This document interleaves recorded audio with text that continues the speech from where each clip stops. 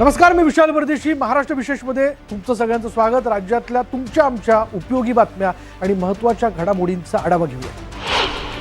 नागपुरात मध्य भारतातील महत्त्वपूर्ण कृषी प्रदर्शन ॲग्रो व्हिजन 2025ला रविवारी मुख्यमंत्री देवेंद्र फडणवीस यांनी भेट दिली आणि त्यांनी आधुनिक शेती, तंत्रज्ञान, कृषी उद्योग आणि पूरक उत्पादनांच्या दालनांची पाहणी करून नव्या नवकल्पना जाणून घेतल्या.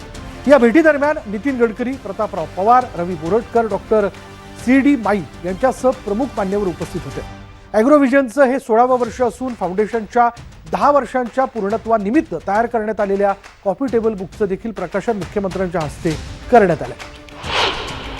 मुंबईतील झोपडपट्टी आणि वंचित वस्त्यांसाठी स्वच्छ, सुरक्षित आणि परवडणाऱ्या स्वच्छतेच्या सुविधा देणारा सुविधा केंद्र उपक्रम आदर्श मॉडेल ठरतोय. मुख्यमंत्री देवेंद्र फडणवीस यांच्या संकल्पनेतून सुरू झालेल्या या उपक्रमात मुंबई महानगरपालिका, हिंदुस्तान युनिलिव्हर लिमिटेड, HSBC आणि JSW फाउंडेशनचा सहभाग आहे. सध्या 23 केंद्र कार्यरत असून लाखो नागरिकांना स्वच्छतेचा लाभ मिळाला. जलबचत, कचरा व्यवस्थापन, महिलांचा सहभाग आणि आरोग्य सुधारणा यामुळे हा उपक्रम प्रभावी ठरला. ताडोबा अंधारी व्याघ्र प्रकल्प परिसरातील 800 एकर क्षेत्राचं पर्यावरणीय पुनरुज्जीवन करण्याचा महत्वाकांक्षी उपक्रम मुख्यमंत्री देवेंद्र फडणवीस यांच्या संकल्पनेतून सुरू झाला. रिवाइल्डिंग संकल्पनेवर आधारित हा महाराष्ट्रातील पहिलाच प्रकल्प असून झिरोधा आणि रेन मॅटर फाउंडेशन यासाठी सहकार्य करते. या माध्यमातून मोनोकल्चरच्या ऐवजी जैवविविधता वाढवणारी नैसर्गिक पुनर्स्थापना केली जाणार आहे. हा उपक्रम विदर्भातील पर्यावरण संवर्धनासाठी आणि देशातील कॉर्पोरेट क्षेत्रासाठी आदर्श मॉडेल ठरणार आहे. नागपूर पुस्तक महोत्सव 2025 अंतर्गत 0 माईल लिटरेचर फेस्टिवलचा उद्घाटन सोहळा मुख्यमंत्री देवेंद्र फडणवीस यांच्या हस्ते रेशीमबाग इथे पार पडला. पुस्तकांमुळे संस्कृती, जाणीव आणि वैचारिक प्रगल्भता टिकून राहते असं सांगत त्याने नागपूरच्या समृद्ध साहित्यिक वारशाचं महत्त्व अधोरेखित केलं.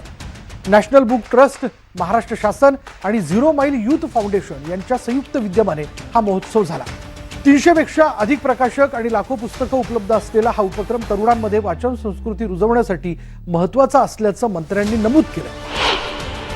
AI च्या माध्यमातून शॉर्टकटने आपल्याला सगळी माहिती मिळते, पण आपल्याला जर ज्ञान संपादित करायचं असेल तर पुस्तक हाच आपला खरा मित्र आहे. पुस्तकाशिवाय ज्ञान नाही आहे. आणि मग पुस्तक वाचण्याकरता माध्यम कुठले असू शकतं, ते AI पण असू शकतं, पण वाचलं पाहिजे, वाचन संस्कृती तयार झाली पाहिजे. या दृष्टीनं पुस्तक महोत्सव खूप महत्त्वाचा आहे. आणि आता महाराष्ट्र एकमेव असं राज्य झालं आहे की ज्या ठिकाणी 2 पुस्तक महोत्सव आपण करतो. पुण्याचा पुस्तक महोत्सव तर आता युनेस्कोकडे चाललेला आहे आणि नागपूरचा पुस्तक महोत्सव आता आपण सुरू केला आहे. मुंबईत निष्क्रिय बँक खात्यांमधील रक्कम योग्य खातेदार आणि त्यांच्या वारसांपर्यंत पोहोचवण्याकरता रिझर्व्ह बँकेचा तुमचे पैसे तुमचा हक्क हा उपक्रम गतिमान झाला. या तंत्रज्ञानामुळे नावातील बदल, स्पेलिंग त्रुटी असूनही एकच खातेदार ओळखणं सुलभ होणार आहे. मुंबईतील निष्क्रिय खात्यांमध्ये सुमारे 2000 ते 2500 कोटी रुपयांची रक्कम अडकलेली असल्याची माहितीही त्यांनी दिली. खातेदारांना eKYC आणि वारस नोंदणी नियमित करण्याचं आवाहन देखील करण्यात आलंय. जिल्हाधिकारी अचल गोयल यांनी सर्व बँकांनी डिडुप्लिकेशन तंत्रज्ञानाचा अवलंब करण्याची गरज असल्याचं सांगितलं.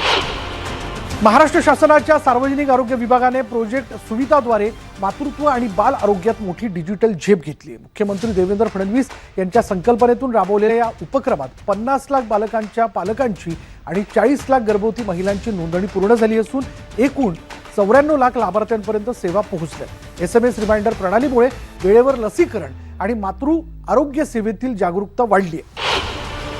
महाराष्ट्र राज्य लॉटरी मंडळाच्या बैठकीत बेकायदेशीर लॉटरी व्यवहारांना आळा घालण्यासाठी विविध उपायांवर चर्चा झाली.